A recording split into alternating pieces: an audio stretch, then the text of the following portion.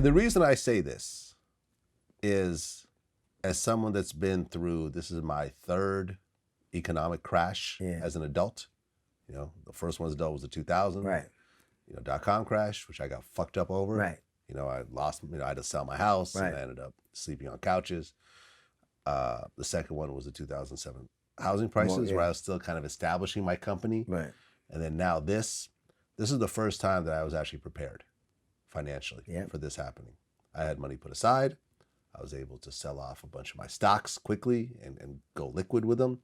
I did not have a house with a huge mortgage. You know, all my properties were rented. So I knew, okay, worst case worst, I just got to ride out the rest of this lease and then I can get out of it.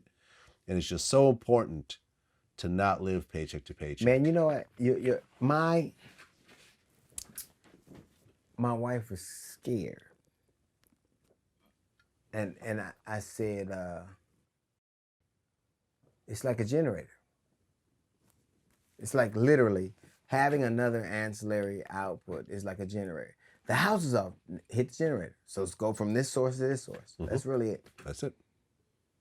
So now, you know, I've always done my radio show, and so now we're doing a TV show on the digital platform, and it's a rev share, so ad rev share, and it's doing well. So it's kind of, so you got to switch from the electrical to a generator, and what you've learned is what I've learned is that this shit is not.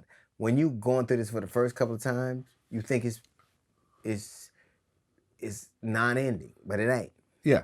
Our parents told us all the time, save for a rainy day. Yeah. And because you live in California, you don't think it rains, but motherfucker, it does all the time. Oh, yeah. No, it is. It is. And, you know, like, for example, you know, I've got the Vlad stocks page.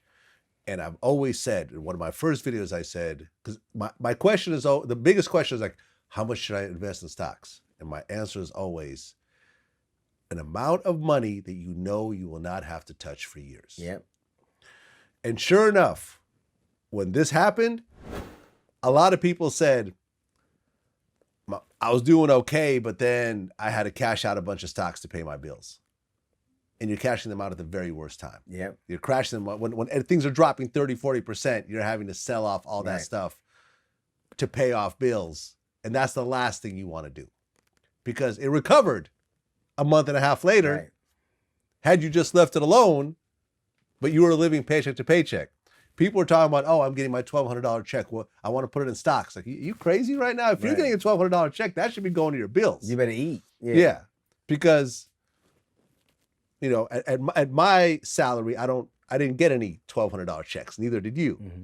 You know, if someone told me that, like, okay, yeah, learn how to move your money around. But if you're getting a $1,200 check, that should be going to your rent, to clothes, to food, to electricity, and so forth. They give it to you. They gave it to you. It's stimulus. They want to stimulate the economy, not your bank account. Not your, it's not to buy a pair of sneakers.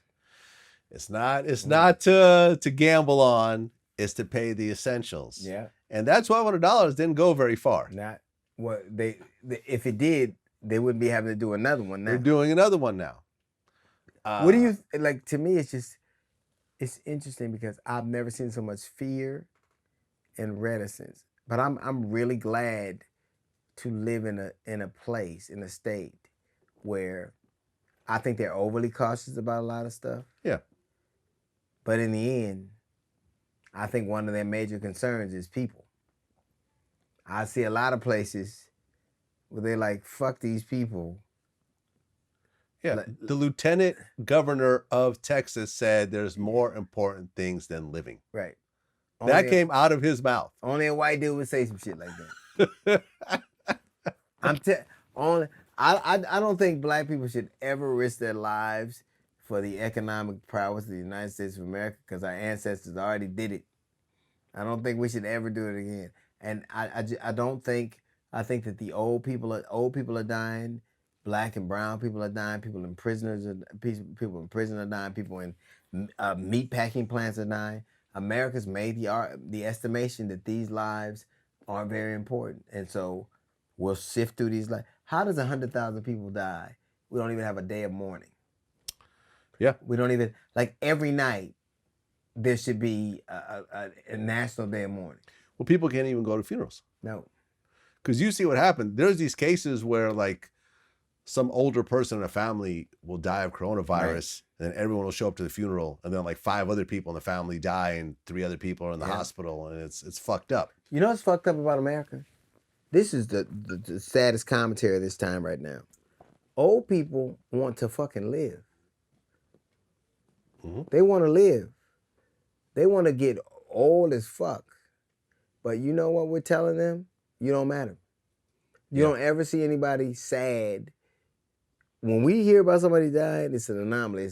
He was 30 years old or 40 years old. Or we hear with somebody getting an iPad. But 80-year-old people, oh, they were old. They had a pre-existing condition. I don't give a fuck what you got. You want to live.